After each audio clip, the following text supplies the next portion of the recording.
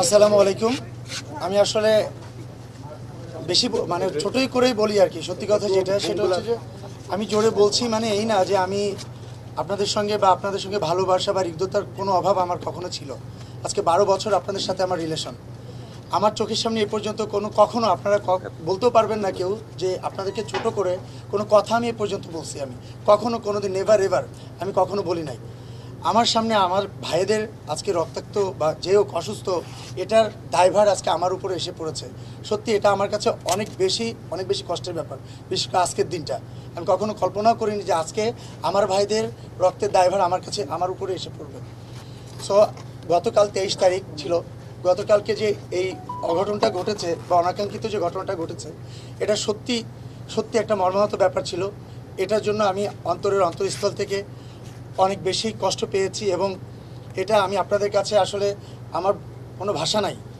আপনারা, আমি জানি কিনা জানি না, আমার একটা গ্রুপ আছে, আপনারা জানেন আমি কি সারা রাত আপনাদের সাথে কথা বলার ট্রাই করেছি যে আমি স্পটে ছিলাম না, আমি থেকে আপনার সামনে যদি কিছু হইতো আমি অবশ্যই এটা দায়ভার আমিই নিতাম। তো তারপরও যে ঘটনাটা ঘটেছে এটার জন্য আমি সত্যি কথা আমার মেম্বাররা বলেন বা যাদের আপনারা যারাই বলছেন যে আমার কথা বা আমার মেম্বাররা যারাই এই ঘটনার সাথে জড়িত আপনারাই বলছেন সেটা, আমি সবার পক্ষ থেকে আমি সত্যি কথা আন্তরিকভাবে দুঃখিত। সবাই এটা ক্ষমা সুন্দর দৃষ্টিতে দেখবেন। আমি আমার সামনে থেকে এরকম কোনো কিছু হয় বা হবে না এটা আমি কথা, এবং আমি এটাও বলে দিচ্ছি আজ শিল্পী সমিতির সাংগঠনিক সম্পাদক হিসাবে ভবিষ্যতে কখনো আমার সামনে আমার কোনো মানে আমার সংগঠনের কোনো নেতা বলেন, আমার সংগঠনের কোনো কর্মী বলেন, কেউ আমাদের সাংবাদিক ভাইদের সাথে এরকম যাতে ঘটনা যাতে করতে না পারে, আমি তো করবই না।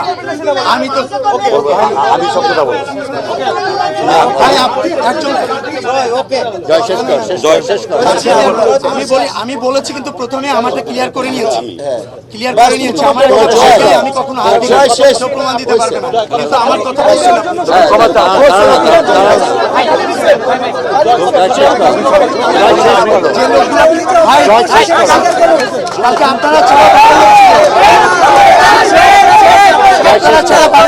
ছিল ভাই, ভবিষ্যতে আমি সহ আমার কোনো কর্মী আপনাদের আমার সাংবাদিক ভাইদের সাথে এরকম যাতে কোনো ঘটনা না ঘটে এটা থেকে সোচ্চার থাকবো আমরা সবাই। আমি থাকবোই। আমি করেছি এটা আমি আমাকে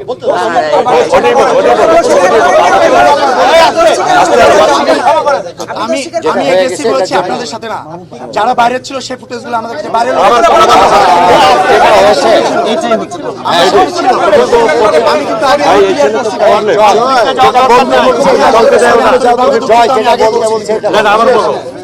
আমি দুঃখিত। কালকের অনাকাঙ্ক্ষিত ঘটনার জন্য আমি আন্তরিকভাবে দুঃখিত। আমি আমি তো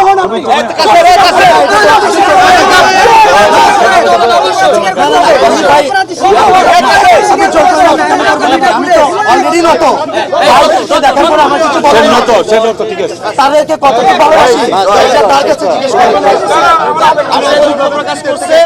আচ্ছা, আমরা সবাই মনে হয় জয়ের বক্তব্য শুনলাম না, জয় বক্তব্য দিচ্ছে